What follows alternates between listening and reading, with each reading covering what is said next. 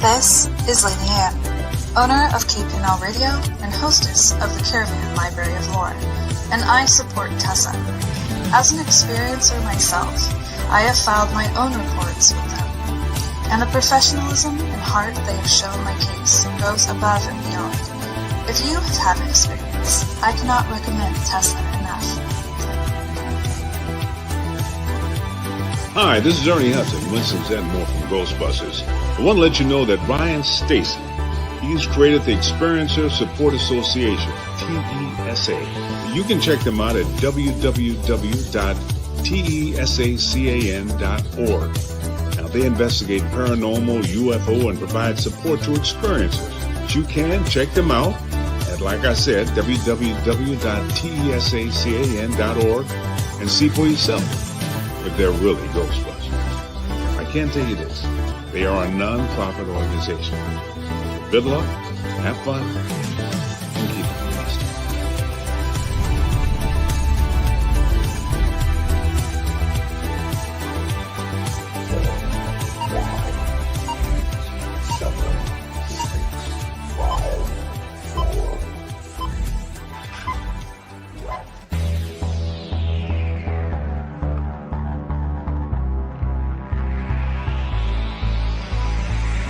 Good evening. You are listening to Beyond the Tinfoil Hat, a podcast by the Experiencer Support Association.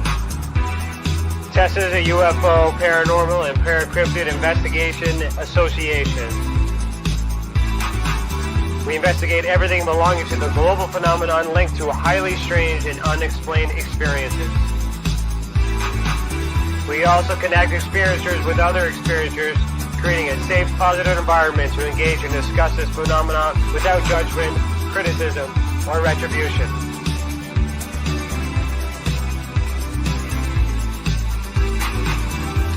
From the land of the white rolling sands on the southeasterly tip of Georgian Bay, to all of you listening around the world, as we simulcast live on KBNL Radio, we salute you. If you want to go back and listen to our previous episodes, go to youtube.com/the Experiencer Support Association. Do us a favor and hit that subscribe button and ring that bell to be instantly notified when we are live, not only for these episodes, but every single element Tessa has to offer. On our website, tessacan.org, we have something for everyone. We have support for experiencers, data for independent researchers, and places to advertise for professional partners.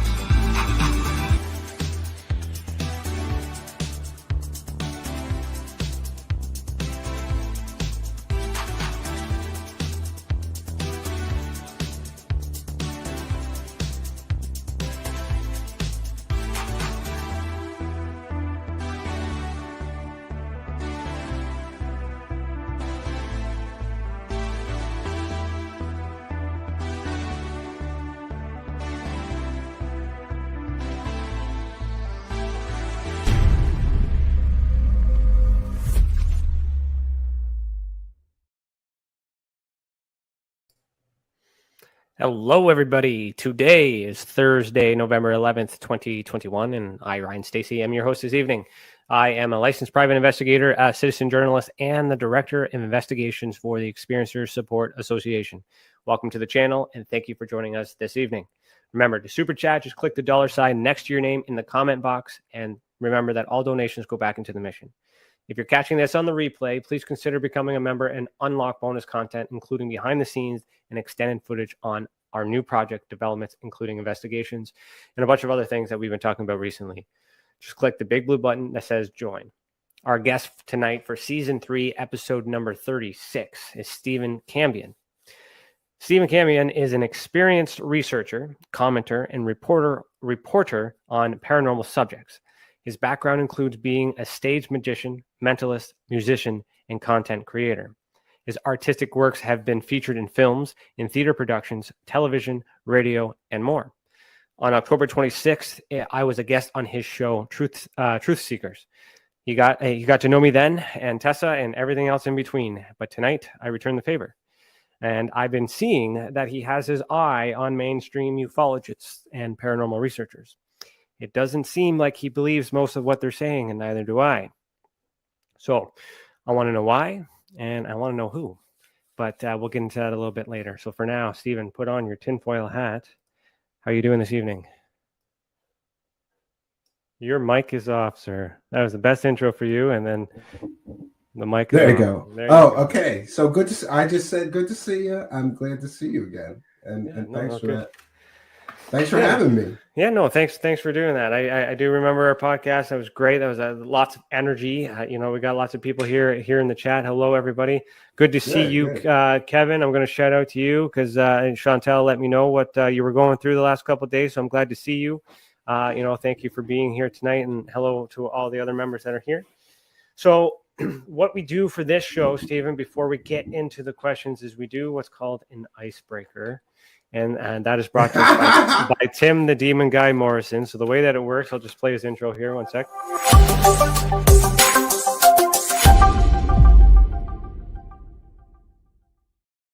So you guys can find Tim the Demon Guy Morrison at the Demon Guy on Facebook and Demon Guy Canada on Twitter. But what he does is he preloads a question for me. It's the icebreaker. I'm going to open it and read it for the first time. As you see, it's been stapled.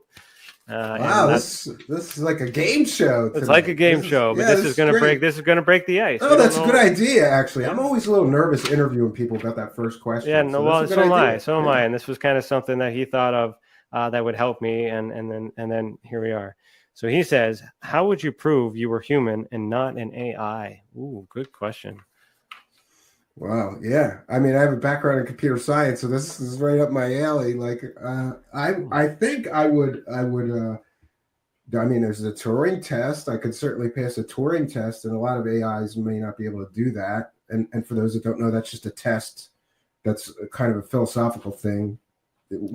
Once AIs can pass Turing tests, they'll be indistinguishable from human consciousnesses.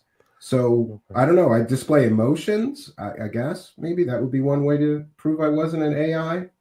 Well, yeah. That's interesting because you would know because you understand computers. I, on the other hand, am unable to answer that question. Other than the probably the most cliche thing is saying I'm not a robot. But that's what the robot would say. Excuse me, right? Yeah, I mean, it's an interesting philosophical question. I once had a college professor ask me how I would prove that I existed. Okay. That's another one. Like, this is something to think about. It's hard to answer these questions. Yeah, strange. All right. So the first question for me, as I ask everybody on the show and leading into your bio, just simply, why are you the way that you are? So how did you become this guy that you are today, this reporter in ufology and paranormal studies, magician, mentalism? Where do you want to start? And let's take me through it. I got interested in UFOs because when I was 10 years old, I saw a UFO myself, and it was elliptical and a few hundred feet above me in the forest when I was 10 years old. It was completely silent. It was dull silver gray. I couldn't make out any distinguishable windows or portals, but it always intrigued me, this experience that I had, and I wanted to know more. I was convinced that these may be aliens that were visiting us, or it may have been an alien spacecraft that I saw. Years later, I would come to change my opinion and think that maybe what I saw was some sort of black budget project, because I saw it right near something called McGuire Air Force Base, literally 2 miles from their runways. And so that always weighed heavily on me. And then I got to talk to some people that worked on that base once, years later, who told me that there were some strange projects flying in and out of McGuire from the West Coast. They would fly from the West Coast, land here on the East Coast, fuel up, and fly back. So that always made me wonder. But I got started because of this experience that I had. And I just started reading everything that I could find, every book, every magazine article, every newspaper article, trying to find out more. Was that the only experience though? So you were 10 years old and then you started, or did years pass? Yeah, no, maybe. No, I pretty much started trying to find, going to the library and trying to find books. Back then it was pre-internet. So, uh, you know, yeah, I start right away collecting materials. And if I heard about like a story about a UFO in a newspaper, I would clip it out. I used to have a binder full of them, and I got started from there. I mean, there was a time when I was, I guess, later on as a teenager and then early into adulthood, that I used to listen to listen to Art Bell and listen to everybody that talked about UFOs that I could consume. And I believed most of them. But the more that I started to dig into some of these people, the less of a believer I became. Okay, so we're going to get into that. So that was a little shorter than I was hoping for, but I don't have much. That's okay, but this is the mean strange thing. It got this me is going to be the that's okay though. Any paranormal experiences? Any ghosts? Any goblins? I once lived across the street from a graveyard. It was my first home with my wife, and we used to joke that the neighbors were great because they were so quiet. We were right across from a graveyard, and there was great parking for being in the city. So we heard knocking and weird noises and voices and whispers and all kinds of things. And for the whole time we lived there. And I eventually brought in a friend who has ghost hunting equipment, and he's into that. And he found that the home had unusually high levels of magnetic fields, especially where we were like hearing voices or hearing knocks, And so I kind of chalked it up to maybe it wasn't paranormal, maybe it was these high magnetic fields were causing some kind of weird brain activity in both of us. And we thought we were hearing things or seeing things, but it was kind of like, yeah, go ahead. I'm sorry. Go ahead. I was before I could really dig deep into it more, we were out of there. We only lived there for like 2 years. So I kind of just put it aside and forgot about it.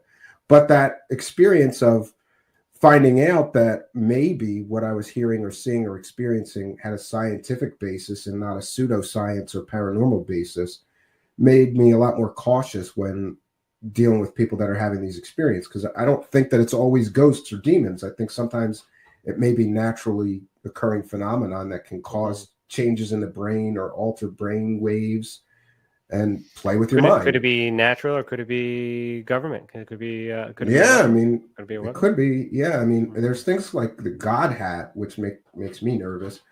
I'm sure that if they could do the God hat, which is this helmet they put on you with these magnetic imaging things to put you in a certain brain state, then why couldn't they just project those waves at a distance? And this may be what we're seeing in some of these claimed embassy attacks. Is some form of psychotronic weapon, which used to be a conspiracy theory, but here we are. Well, see, that's the interesting thing too. The way you described your paranormal activity, and is essentially like the way that we are with our ultra spectrum. We think that it may be, and as I explained on your channel, all of it connected. So like calling it a ghost, calling it an alien doesn't matter. It's just you're looking at the characteristics, and when you looked at the characteristics of it, that's when you started to question that it didn't fit within that stereotype. But could they both be the same thing and we're just mislabeling it? Could it all be together, all one big massive project? Could be, and it could be, that these strange images and these or these strange magnetic fields or microwave energy or these scalar waves, it could be all related. Yeah. Anything's possible. That's the thing, right? So like all these things. So with that, that's actually a good segue into what I really want to get into. But before I get into that, because the first question I'm going to ask into that is going to make or break my heart. But we'll get into that. But you mentioned that when you were listening to Art Bell, there were some people that you trusted and some people that you didn't. I want to know who you trusted. Who do you trust right now, or then, or anyone at all? Do you trust anyone? That's a difficult question. Don't say who you don't, because that's going to take up the whole show. Yeah, it'll take me too long. I will tell you this: that people ask me all the time, "Who is it that you listen to, Steven, and trust is telling us the truth?" And to be honest, I have a very short list that I could count on one hand. I like John from the Black Vault because I think he's so tenacious. that he will go to the ends of the earth to get the information that he's looking for, and he will Mm-hmm. exhaust all leads in his pursuit of that. And I know how hard it is to literally spend 2 weeks on something, exhausting every single lead. And from what I've seen, John always does that. He is not afraid to put in the time and the energy. And I also think that he's very grounded and sort of science-based, and he's not so willing to just go to the woo right away to explain things or jump on the believer train. He's very measured and cautious. That's how I would describe him in what he says publicly about what he believes about each of the things he investigates. And that's because he's actively getting the information, and you don't want to, bite the hand that feeds you, right? Yeah. So facts in hand before mouth in gear. That's right. And I can relate to that when I get my Canadian documents and other people are asking me, hey, are you willing to sign this petition that says fight your government and we want disclosure? And I said, no. And they're like, why? What do you mean? This is what you're fighting for? I was like, yeah, it is, but I'm not fighting them for it.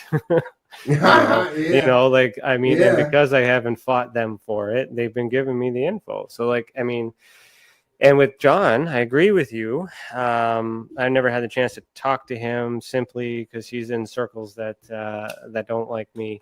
But yeah, everybody's got to pick a team. Maybe pick the wrong team. Oh, the other guy I really like I like Jeremy Rise, alien scientist, and I've been getting to know M Seeker of Truth. I like him, and Alien Addict Ali. I just like him because he'll straight tell you, he's like, I don't think I believe any of these people. I don't believe in these aliens. I don't believe in these stories, but I love this drama between people. And I want to talk about that and the interpersonal drama. And at least he's honest in his coverage, Yeah, but Jeremy Rise is interesting too, because he spent years chasing anti-gravity science and trying to figure out how these things work. I'm making a list because I apart from John, I haven't heard of these guys. So I'm going to look. That's why I asked you who you trust, because I'm going to kind of look. Yeah, you can come back and tell me what you think after. Well, that's all good, because everyone has their own groups. Everyone has their cliques. Like you have your following, we have ours. Tonight we're bringing them together. I want to mention we're doing a simulcast too. So and I appreciate that. Thank you so much. This is on both of our channels, so that we can amplify our voices. I didn't even know that was possible, and I appreciate that. So our ratings are going to be super high tonight, and that's thanks to you. I appreciate that.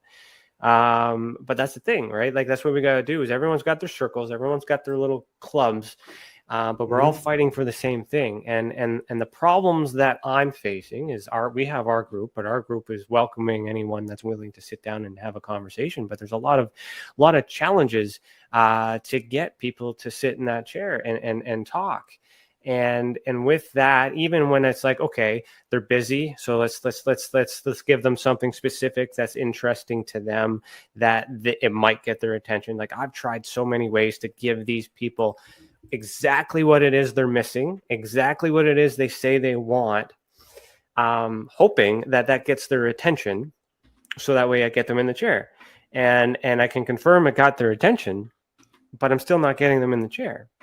So there's these circles and these other people that are connected to other people. It's kind of been the theme today. I've been talking about it. I just learned, some people in my circles have dark past and stuff, and it's coming to the surface, and association with that is starting to affect us and things like that. So that's in general terms.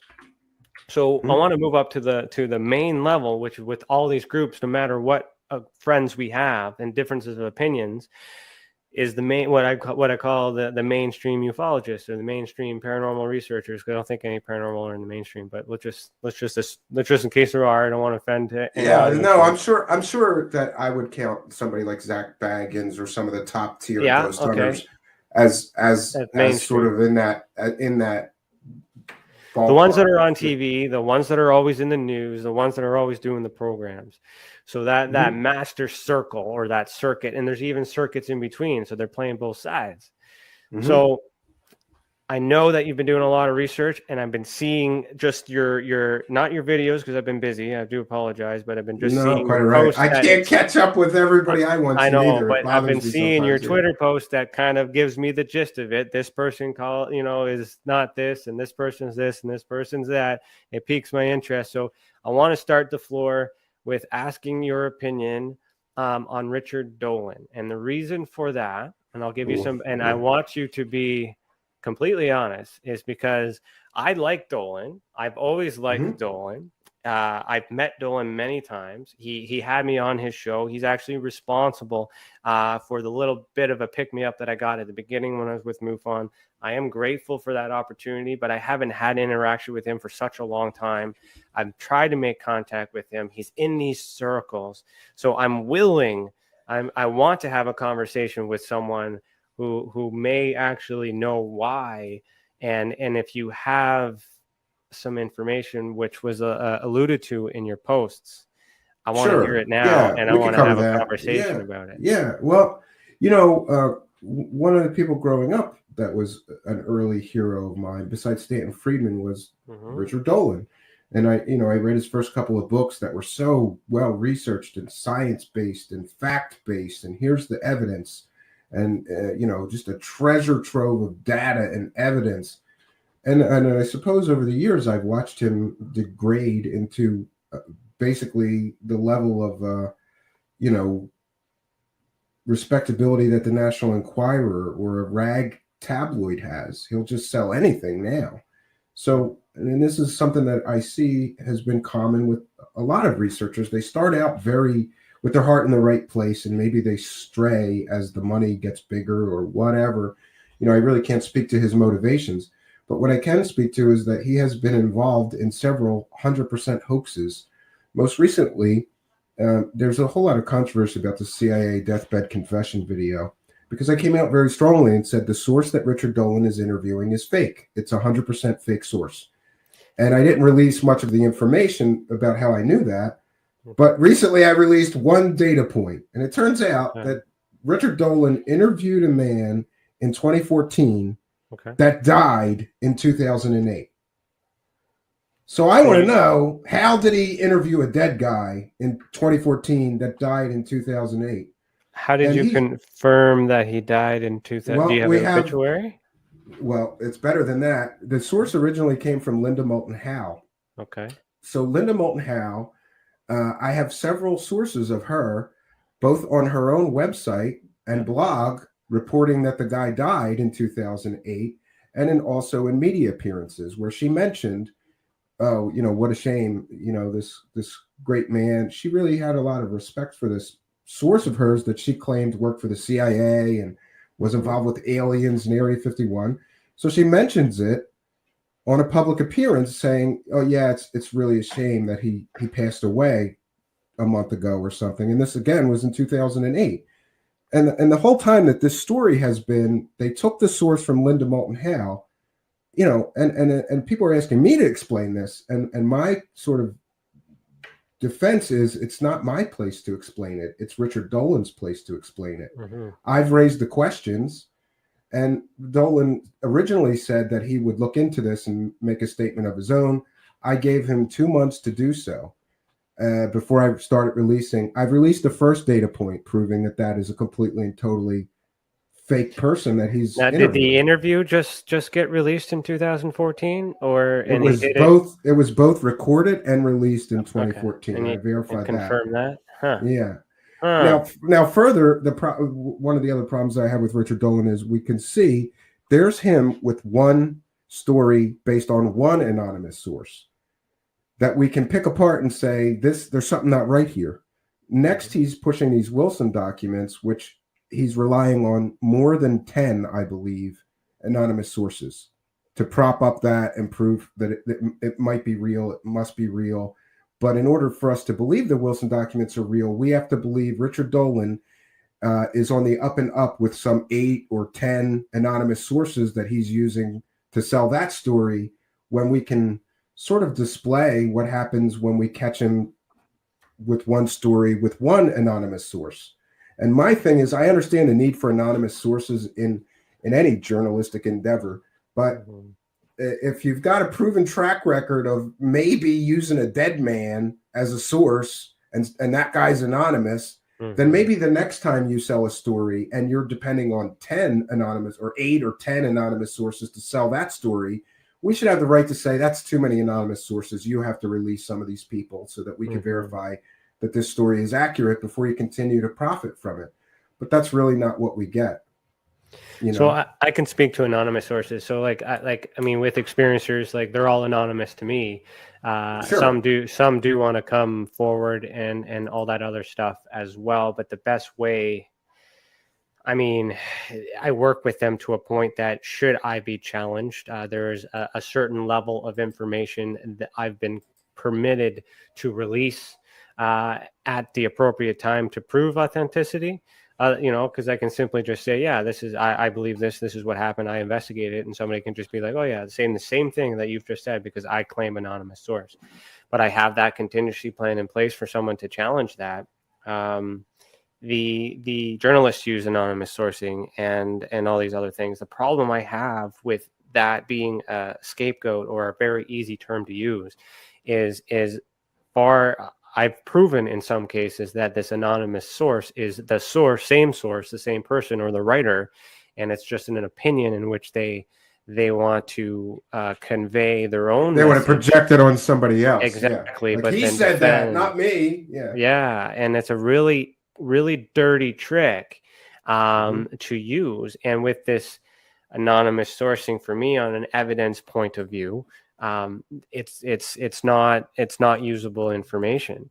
So if you don't believe what Dolan is saying from the source, well, that's another thing. The actual interview, we can pick apart everything this man said and prove that there is an incredible amount of historical inaccuracies. Right. For example, that's inaccurate. Yeah. For example, he said he flew to Area 51 on a certain plane. And you'll have to forgive me. It's been months since I've gone through this whole debunk. We have a whole file of the debunk of this guy and everything that he said. There's just too many historical inaccuracies. He said he flew on a plane to Area 51 at a year that they didn't use that plane in the Air Force. It didn't exist yet or something like that. And again, you know, he claimed that the Men in Black came after him in these big Cadillacs at a time when all federal employees had already transitioned to SUVs, not black Cadillacs. There's all these little minutia. If we pick apart this man's narrative and all of the historical inaccuracies, plus the fact that Linda Moulton Howe reported him dead in 2008, raise a lot of red flags. There's also the fact that I believe that I found the man that they actually interviewed in this 2014 interview. He lived 10 miles from the motel where the interview took place. He was arrested for, well, I'm not even going to get into that, but not a credible guy. And why is he pretending to be somebody that died in 2008? There's just too many questions about this story. And again, it's not my place to explain these inconsistencies, the historical inaccuracies of most of what this anonymous deathbed guy said. It's really up to the people who made the money selling the story, and that thing went viral. It was all over the internet. Well, that's kind of what I was going to say. Like if the source is the information is not accurate, okay, if that was Dolan or anonymous source or Dolan himself, if Dolan believes the non-credible source, then that also shows that he's willing to accept not credible information. Well, Interestingly, he stood there in front of cameras and he said, this man is who he says he is, as he's interviewing a guy that apparently already died. So, I'm sorry. He's got to explain this. I can't explain it, how he interviewed a guy that was already dead. I can't explain. And that, coupled with the historical inaccuracies of much of what this person described, right? It's just not credible. And then we have Jeremy Corbell once did reply to one of my video posts and said something like, this is attention-seeking BS. I vetted his DD-214. And everybody said, great, let's see it. And now he's going to hide behind his journalistic integrity and say, no, I promised that I would keep that anonymous. First of all, the guy's already dead. And second of all, you said you vetted the DD-214 of a guy that you interviewed in 2014 that was dead in 2008. So was it the guy you interviewed in 2014's DD-214, or was it the original source from Linda Moulton Howe's DD-214 that died in 2008? You see how this is just too problematic for me. The story is just not too many people in the kitchen. That's for sure. Yeah. So I got to interrupt this. Mr. DB Cooper 77. You are new to me. You're not on our channel, so you must be on his channel. I'm not sure if that super chat was for us or for him, because I don't know. No, all the ones that you're seeing in your chat are for you. I'm not. Well, then thank you very much. Thank you so much for that. He says, to be fair, Dolan, Greer, etc. They praise the cash, bro. So I mean, that's motive intent. What we all do. So I mean, in your opinion? And maybe we'll do Greer. Do you have any more dirt on Dolan? Do you got anything else on Dolan? I got a lot, but I'm still working on some of it. So, well, we are going to be doing a deep dive into the Wilson documents, and I'm trying my very best to. And that's what you. Well, if that's what he's talking about, then you look at those documents. Yeah, that's the source. Yes. What he's doing is he's speculating on documents. Everyone can speculate on the UAP documents. You know, if you want to formulate your own opinion, go to the source. Doesn't matter what these people say; it's their own opinion. So, what was I going to say? I think we're going to be doing a very deep dive on the Wilson documents. But what about the abduction video? Isn't Dolan kind of wasn't he involved in the reveal of that ET autopsy thing? Oh, the original alien autopsy? I'm sure he's talked about it, but I don't think that he really profited from it or pushed it too much.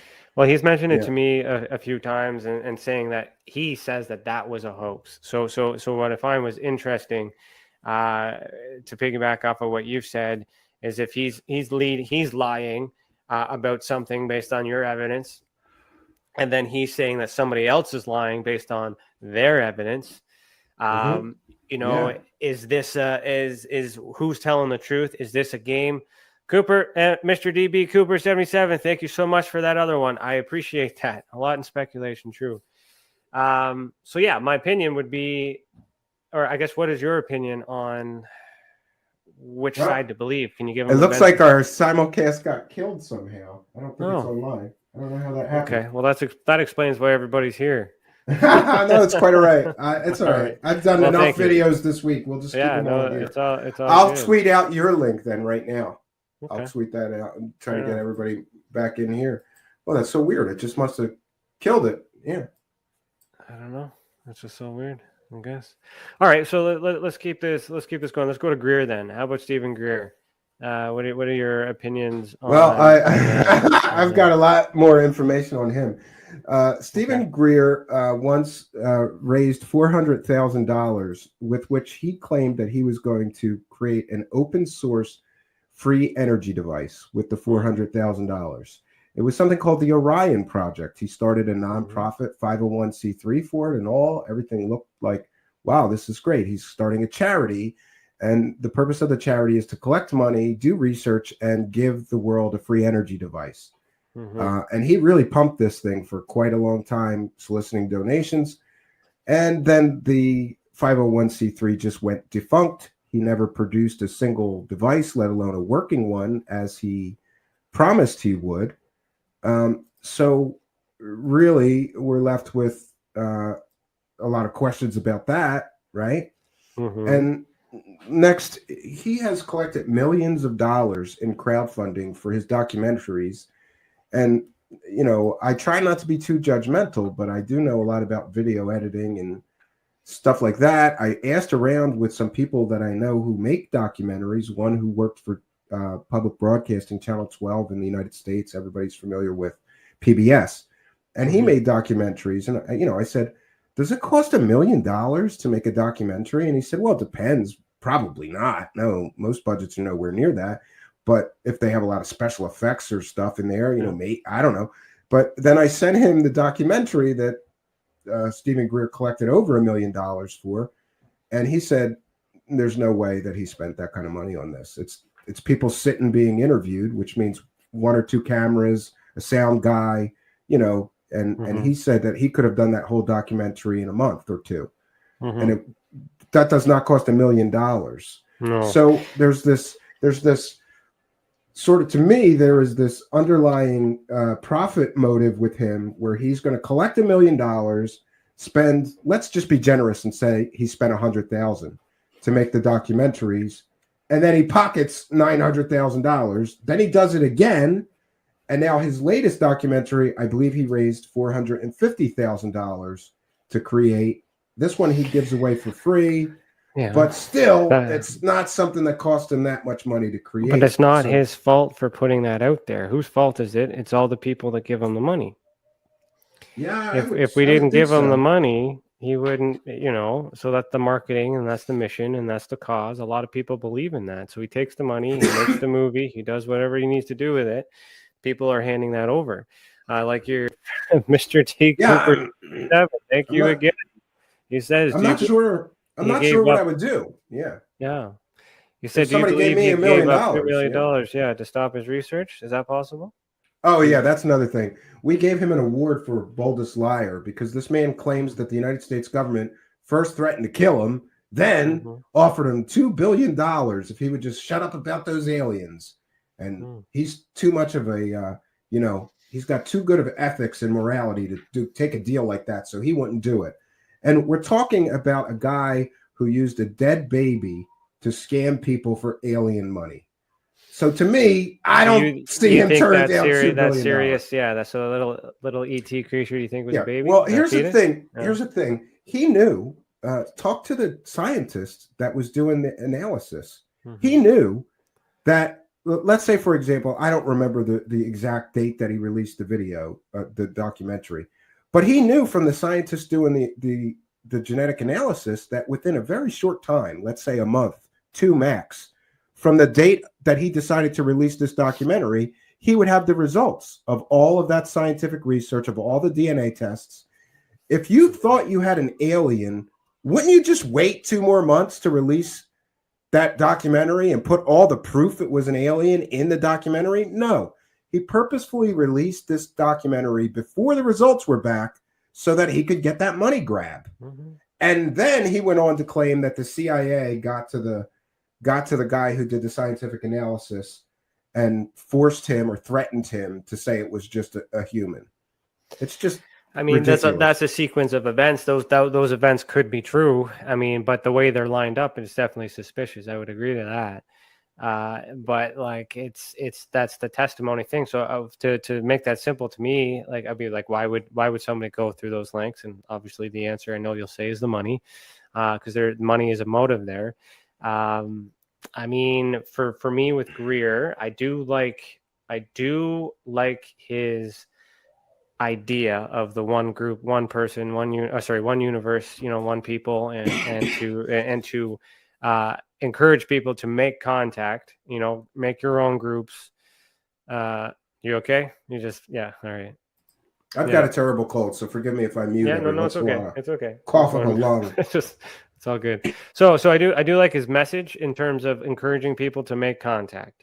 And so it's a marketing funnel to buy his app to get those tones and all that other stuff.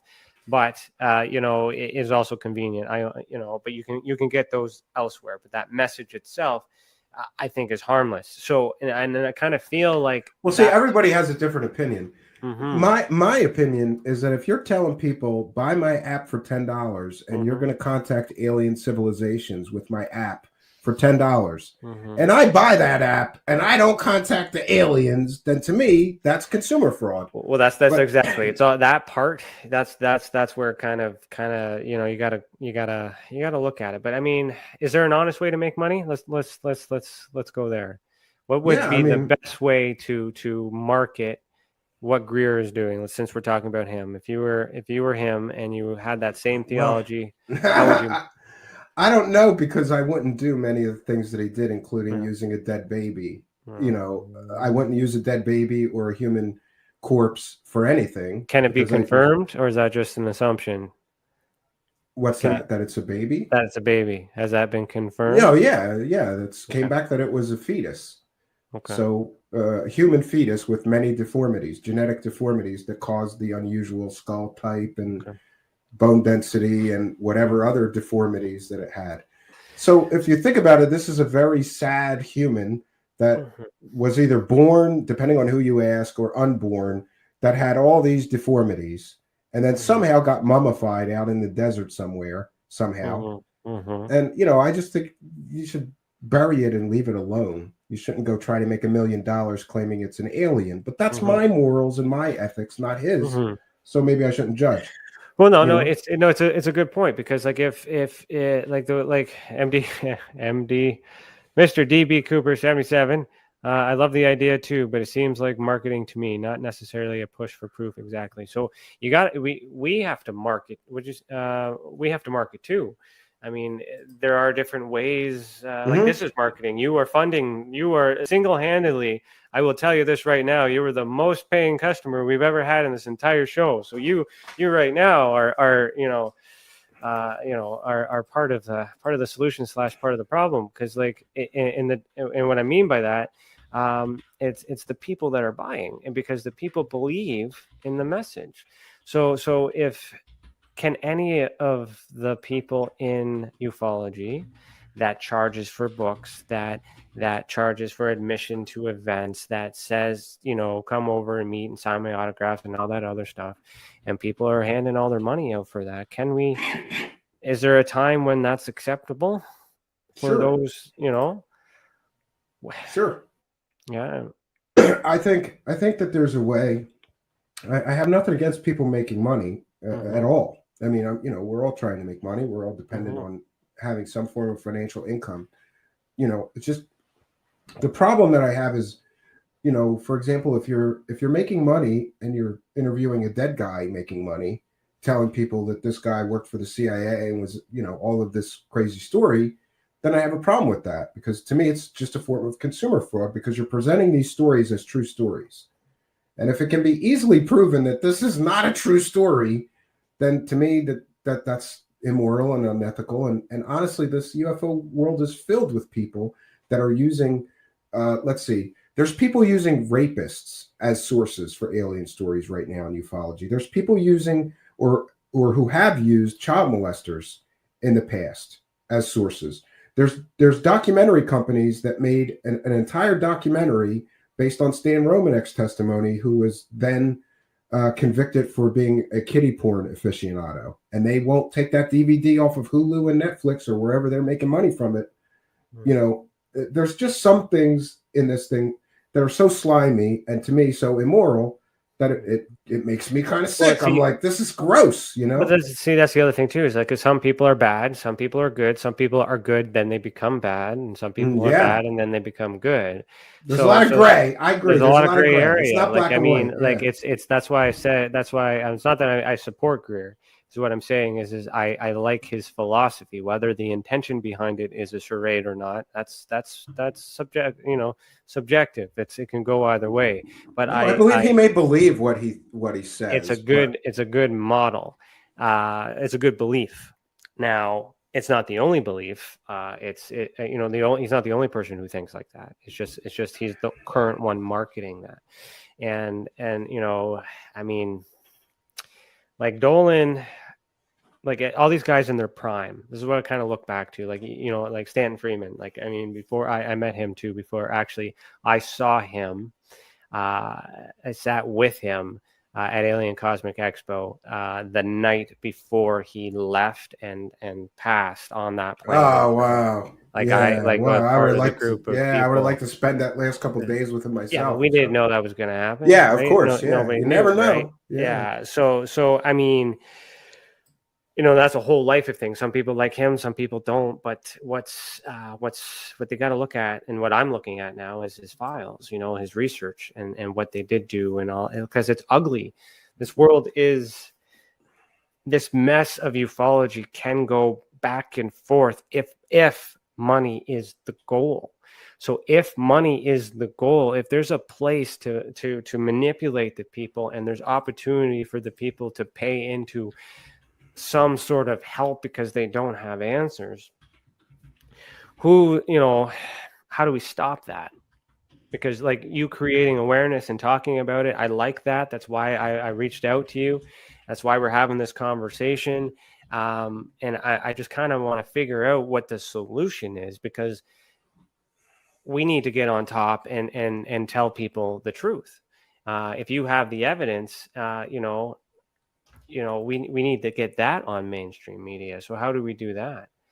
And yeah, lately I've been learning that the unfortunate thing is that biggest bullhorn wins.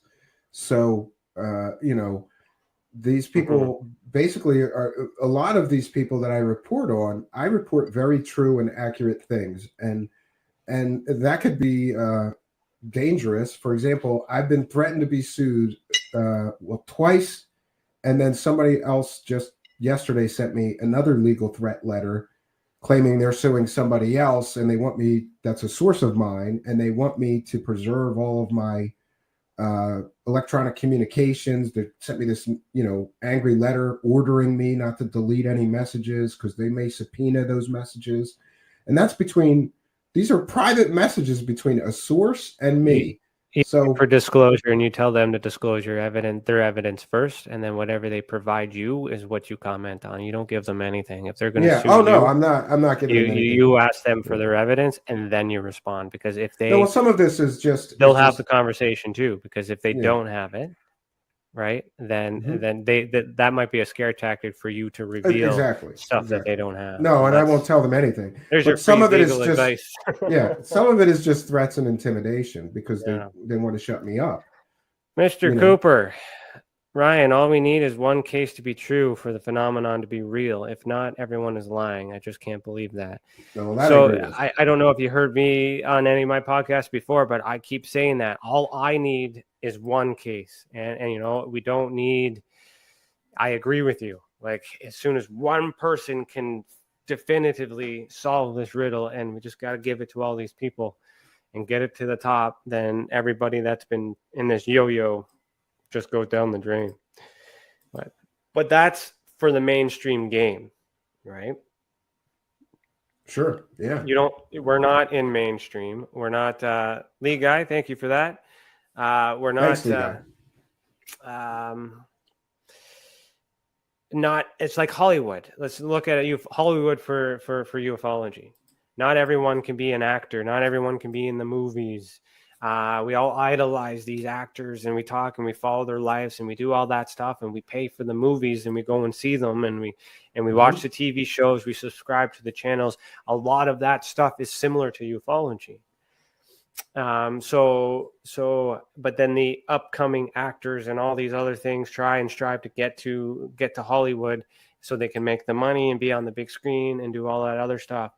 So do we have to be on mainstream in order to be successful? Like, should that be a goal? I think this has always been a very underground thing. I mean, even let's take, for example, Art Bell in his heyday, in his prime, at the height of his listenership. He had millions and millions of listeners on AM radio, was perhaps one of the most popular AM radio programs ever.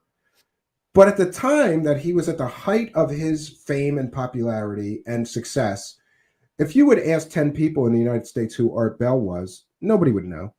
Nobody would even know. It's very similar for this. I believe this is a strange subculture that some people are very plugged into and connected into, like you and I. But, go ask your neighbors if they know who Richard Dolan or Stephen Greer are. They don't know. Yeah, that's the thing too that I'm getting here in Canada, because there's other people like, oh, have you heard of this person and this person? You should idolize this person. And then why is that person famous? Okay, well, let me take a look at their work. And then 5 years later, I give that information to a journalist, and the journalist pulls the plug on them. And I did say this morning I would stop shitting on that guy, but that kind of I just won't say his name. So give me that today, guys. I won't say his name, but you guys all know who I'm talking about. But but that's perspective, right? So what's good for those groups and those people? There's all these different religions, different gods for different reasons. Becomes a religion to some people, actually. So how does someone like me or you or anyone who's actively trying to get answers solve it with all these struggles? Yeah, I mean, I've been struggling with some of this monetization issues myself, because you know, I did this for free for 5 or 6 years, and only recently, Thank you for yeah, doing that. That's a only service. recently, That's yeah, service. thankless job, right? I But know it's a service, though. only recently did I turn on those super chats, and it Mhm. seemed like as soon as I did, a lot of people came with knives out at my back, like you're a sellout now, and like Yeah, to but me, like, it's like I did it for 5 years, 6 years for free. You know, I'm yeah, but going to take a couple you're bucks still now. doing it for free. We're not doing it for the super chats. You know, if the Mhm. person decides to super chat, Yeah. Oh, yeah. that's My on content them. is 100% And free. If people choose and to that's contribute, they validation. can. Thank you Yeah. so again, Stephen or Mr. DB Cooper Yeah, Mr. DB 77. is one of my generous friends. Yeah, Well, great thank guy. you for Thank you being generous for to people. us Yeah. tonight. So, what did you say? What is your favorite case that leads to you to believe the phenomenon is real? Ooh, that's a good question. Stephen, you go first. One of my favorites. Well, I'm sure my very favorite is Roswell, just because the volume of material that's available for you to read, digest, and look deeper into is so voluminous. There's just more books. There's more books written on the Roswell case than any other UFO case in history. And there's more material. There's more documentaries on Roswell than any other single UFO event in history. So that's my favorite. And my second favorite has always been the Cash Landrum case, because these people experienced what may be, or the doctor believed, were radiation burns, which is very interesting to me. They encountered a UFO and then they got radiation poisoning. So there's physical trace evidence, you know, on the vehicle.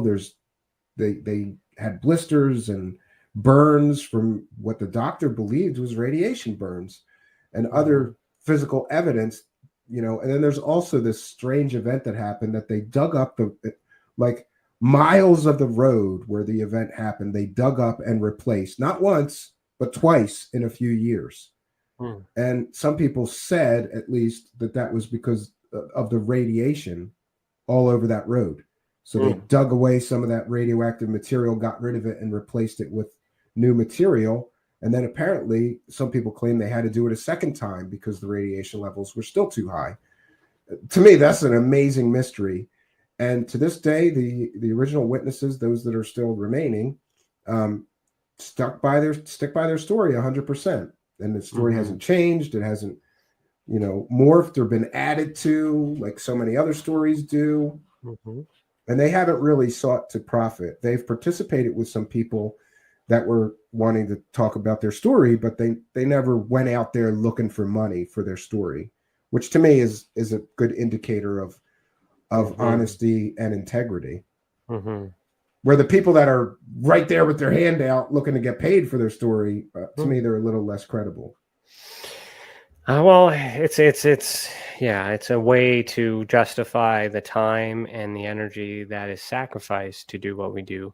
I mean, if you know, I mean, it's not a crime. It's just, it's not going to get you. You're not going to find the answers in a book. I was gonna, but I mean, I'm kind of putting my foot in my mouth here, but I'm right case reports, as you know. Right? Yeah, wait, ain't you selling a book, you hypocrite? But you know, that's a case. It's a different type, because it shows you, you know, what I know and what I don't know. So like, that's education. I'm educating. Yeah, actually, I got your book, but I haven't. I looked through it a little bit, but I got busy. I got sidetracked by my kids, so I put it. Yeah, well, thank you for that. You know what I do? Oh, you froze. Books or whatever, things that I want to read, and when I have time, usually at the cabin, I take my pile of reading material. So I'll be getting through that soon. I give you full permission for you to do one of your rants on my book, like be good and bad. I mean, no, don't. From what I saw so far, don't hold back. Don't hold back. No, from what I saw so far, I like it. From what I saw so far, I like it. So I want to answer. So Steve Scott, sorry, Mr. DB Cooper 77. I want to answer your question as well. So because that was to both of us. But particularly, you said, what is your favorite case that leads you to believe the phenomenon is real? So Canada has a lot of cases like Falcon Lake, Shag Harbor, that are like, those are well-known documented cases. Actually, right here, the Guardian case. This is an RCMP investigative report. It's 13 pages long of a review of a video evidence that the RCMP has. I'm working on releasing that. you know, the investigative process is kind of the things that makes me think that something's happening. But the belief comes from my civilian work when I'm working with experiencers who have experiencer tests, who are not, who don't have the opportunity to be viewed as these messiahs or these the ones who don't have the chance to be heard, and the ones that we're helping with the Experiencer Support Association, that's what makes me believe the phenomenon is real, because I get the social interaction, I get the feelings, I get the emotion, I get the data, I get to work with them privately. I'm not working with them publicly. What becomes public is the book at the end of the year, but that's a joint release with the people that confided in me. And that's also used as a strategy together to push the movement forward. And so for me, I believe that these people believe in the phenomenon, and because I can't disprove that their events are not normal, I have to believe that it's real, but I just don't know what it is. You said phenomenon. Right. So we call it the ultra spectrum, where it could be aliens, it could be ghosts, it could be monsters, it could be all of the above. But it doesn't matter what you want to call it. What matters is we get it off the chest and we break it down and we figure out, what's real and what's not real, and make sure what you think happened to you is what actually may have happened to you, and then the pieces that are left. So I learn a lot more by doing this privately than I ever have done publicly. And that's a challenge too, because if I spent all the time that I've done privately marketing myself, I'd be super famous, possibly, but I wouldn't have any data or to prove it. You know what I mean? So what I kind of leading into is these people spend a lot of time talking, and they go around talking, and they make a lot of money talking. And as you said earlier, where's the proof? Where's the proof? Right. Yeah. No, thank you, Mr. I'm just going to call you Cooper for now on, for the rest of the show. Thank you, Cooper. And thank you guys for those stickers. I'm glad you're having fun here. This is the most interaction we've ever had. So I appreciate that. I'm glad that we could bring some people. I wish I would have known that the simulcast would have borked, so I would have just been pumping your link for the last couple of days, but it is what it is. Don't worry, man. It's all good. I've never seen that happen before. Normally I set it and forget it, and they're still here. They found it. They figured it out. They're smarter than you. They're smarter than you give them credit. Oh, it's on my Twitter. It's on my Twitter. Your link's on my Twitter too, and I just tweeted it back out. So all right. So we're going to get into a commercial break soon, but before we do that commercial break, you have commercials here? You sell out. No, well, they're not. I'm just teasing. They're not paid commercials. There are commercials. It's the only opportunity we have to market ourselves to your audience by playing I've been joking. I was just joked on my show recently that if my audience wants a stripper pole, I will do that. I will put one in, and we'll have. Yeah, that was the intro to your video. I remember that. I was sitting there watching that. I was like, "This is is this going to get worse?" Trying to get that past my wife. Yeah. I'm just going to put a stripper pole on both sides of me, and we'll move the cameras back. Get some girls. I think that might improve the views. I don't know. Oh man, are we having fun tonight? That's good. And actually I needed this, Ryan, because I've had a bang up hell of a week, and this is the last thing I have to do, and I'm done till Monday. I'm not doing anything else for my show or Conspiracy Land until Monday. I've got a lot of stuff to do. It's good to take a break from that, and I'm very happy that I'm able to do that for you, and thank you so much for being here. It's today's been a day of people telling me that they're glad that these opportunities are here, because I've been feeling bad all day, because I wanted to cancel today because today's Remembrance Day and Veterans Day and all that stuff. So and heavy stuff this morning. Thanks to all the veterans for your service, for keeping us thank you. Free and safe and So that was a pretty heavy morning for those who did our video, but but I've been hearing that all day. I guess it's people like us, like you, these people who show up. They like, whether we're right or wrong. Nobody's alone right now, right? And that's what it's all about. So we're going to pause right here. But we'll continue after a message from our professional partners. Also, if you are listening to this live on KPNL Radio or future podcasts, head over to youtube.com/the Experiencer Support Association to see the video that goes with this audio. Remember, you're listening to Beyond the Tinfoil Hat, a podcast by the Experiencer Support Association. And we'll be right back. But I'm just going to say, due to the topic of the question, Steven, don't hate me for this first commercial because it's got Richard Dolan in it. Ryan is one of Canada's leading new UFO investigators.